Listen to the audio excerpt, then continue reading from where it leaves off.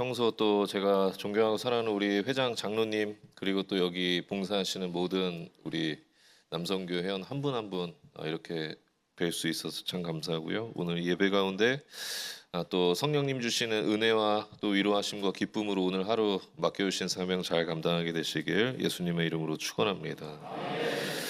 네, 오늘 함께 은혜 받을 말씀의 제목은요, 하나님이 주신 사명이라는 제목으로 함께 말씀을 나누기를 원합니다.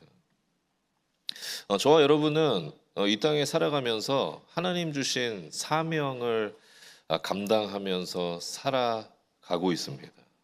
믿으십니까?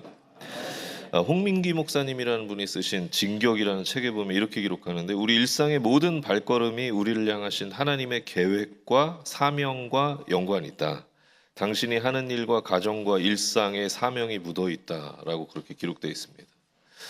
교회에서뿐만 아니고 교회 밖에 나가서 교회 밖에서도 우리가 감당하는 모든 일에는 하나님이 우리에게 맡겨주신 사명이 있다라고 하는 것입니다.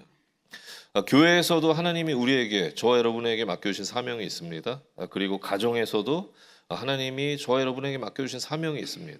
그리고 우리가 직장에 가서도 그 직장 내에서 또 하나님이 우리에게 맡겨주신 사명들이 다 있는 것입니다. 그래서 우리는 인생을 살아가면서 우리의 삶의 모든 영역에서 하나님이 우리에게, 한 사람 한 사람에게 맡겨주신 그 사명들을 감당하면서 살아가고 있는 것입니다. 그래서 리빙스턴이라고 하는 분은요, 이런 신념을 가지고 그분의 사역을 감당했는데, 사람은 자신의 사명이 끝나기 전에는 결코 죽지 않는다. 그런 사명을 가지고, 그런 신념을 가지고 그의 사명을 감당했다고 합니다. 그러면서 또 뭐라고 말씀하셨냐면, 우리가 죽는 날은 우리의 사명이 끝나는 날이다. 이렇게 신념을 가지고 그의 사명을 감당했다라고 하는 것입니다. 그래서 우리 인생의 모든 시간은 하나님이 우리에게 주신 사명을 감당하며 살아가는 시간입니다. 그렇기 때문에 우리는 무슨 일을 감당하건 어떤 일을 감당하건 하나님의 영광을 위해서 우리는 그 일을 감당해야 되는 줄 믿으시기 바랍니다.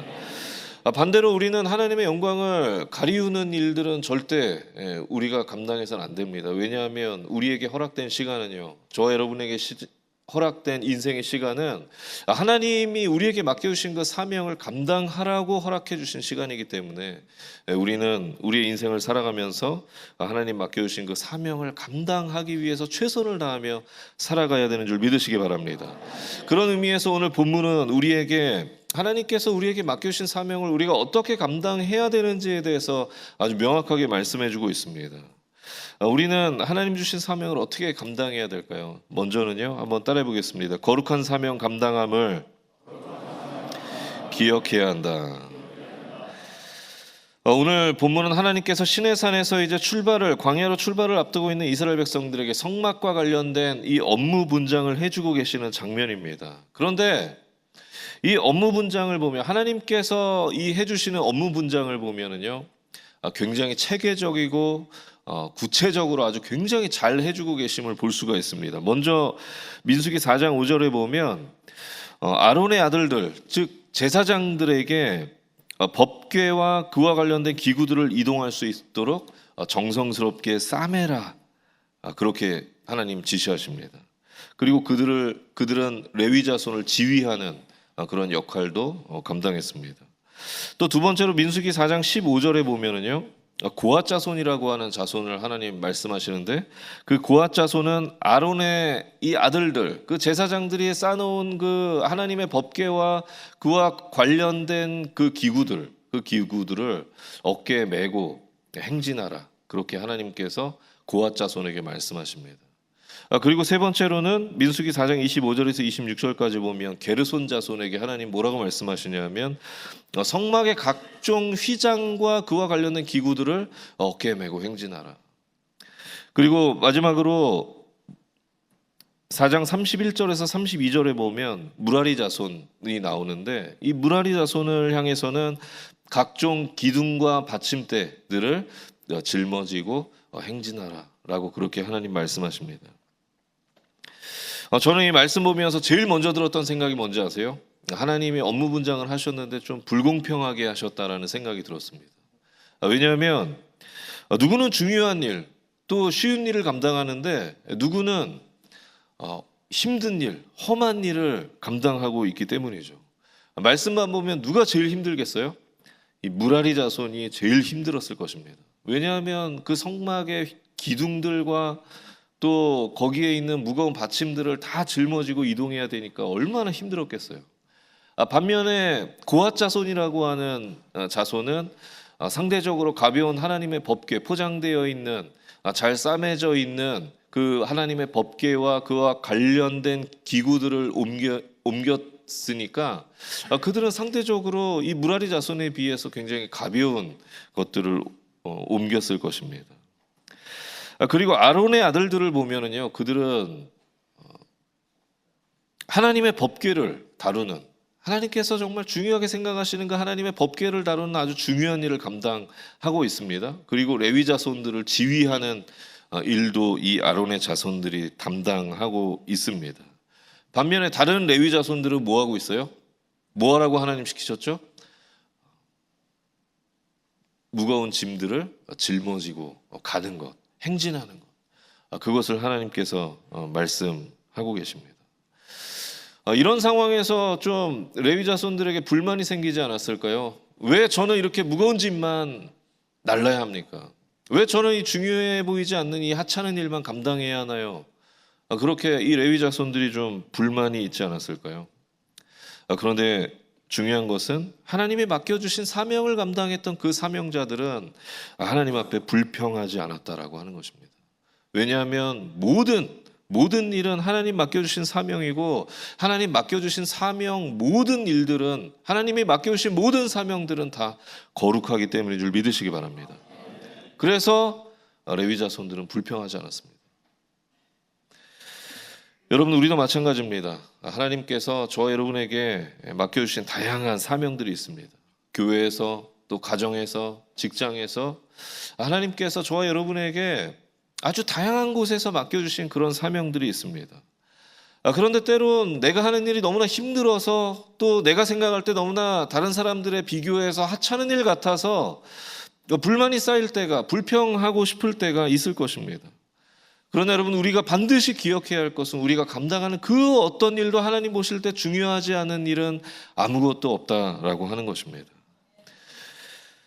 저 사람이 더 중요한 일이고 난 가벼운 일이고 하찮은 일 같고, 또 저 사람은 쉬운 일하고 나는 더 힘든 일하는 것 같이 느껴져서 불평할 필요가 없습니다. 왜냐하면 하나님이 저와 여러분에게 맡겨주신 모든 일은 다 거룩하기 때문입니다. 하나님이 저와 여러분에게 맡겨주신 모든 일은 다 소중하고 중요하고 하나님 보실 때 너무나 거룩한 사명이기 때문에 우리는 불평할 필요가 없습니다. 우리는 세상에 나가서 이렇게 생각할 수 있죠. 목사님, 저는 제 직업은 별로 중요한 직업이 아닌 거요. 지금 교회에서 제가 감당하고 있는 일은 그렇게 중요한 일이 아닌 거요라고 생각할 수 있는데 아닙니다. 하나님께서 보실 때는 저와 여러분에게 맡겨주신 그 어떤 사명일지라도 소중하고 중요하고 거룩한 사명인 줄 믿으시기 바랍니다. 제가 여러분에게 지금 설교하고 있는데 제 신체 중에서 가장 지금 열심히 일하는 데가 어딜까요? 네, 입이죠. 입이 제일 열심히 일하고 있습니다. 그러면 여러분에게 보이지 않는 제 신체 부위가 있는데요. 제 발은 여러분에게 보이지 않습니다. 그렇다고 지금 이 시간에 제 발이 일을 하고 있지 않나요? 제 발이 지금 이 시간에 필요 없는 신체 부위인가요? 아닙니다. 제가 만약에 발이 온전치 못하면 이 자리에 서서 여러분에게 말씀을 전할 수 없겠죠?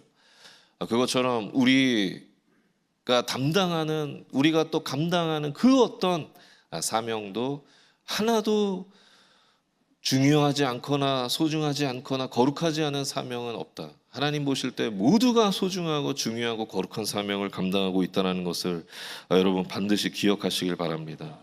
성경에는 이 부분을 좀 더 명확하게 말씀하고 있는데, 오늘 본문에 보면 고핫 자손이 담당하는 일이 뭐였습니까? 법궤를 메고 행진하는 것이었습니다. 법궤와 그와 관련된 기구들을 메고 행진하는 것이었어요.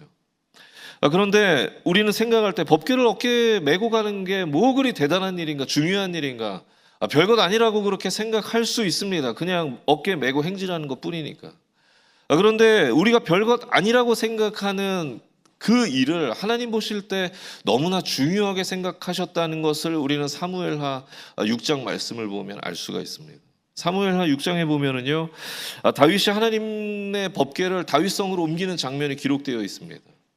그런데 다윗이 좀 편하게 그 하나님의 법궤를 옮기기 위해서 어떻게 하냐 하면 하나님의 법궤를 수레에다가 싣고 옮깁니다.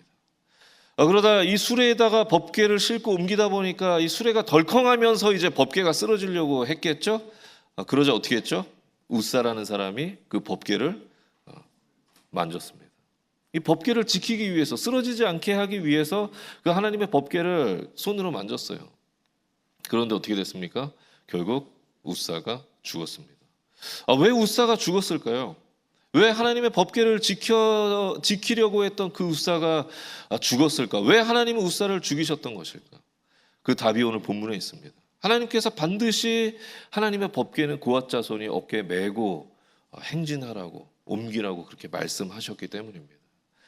우리가 뭐 법궤 어깨에 메고 행진하는 것, 어깨에 메고 가는 게 그게 뭐 대단한 일인가 중요한 일인가 생각하지만 하나님 보실 때는 그 법궤, 하나님의 법궤를 어깨에 메고 가는 것, 그 일조차도 너무나 중요한 일이셨던 것입니다.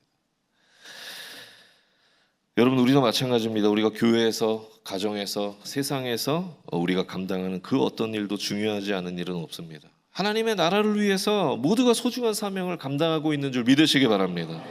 그래서 바라기는 저와 여러분이 교회에서 또 세상에서 감당하는 모든 일, 하나님이 나에게 맡겨주신 사명이라고 하는 것을 기억하시고 감사함으로 하나님 앞에 순종하며 나가는 저와 여러분의 삶이 되시길 예수님의 이름으로 축원합니다. 마지막으로 우리는 하나님 주신 사명을 어떻게 감당해야 될까?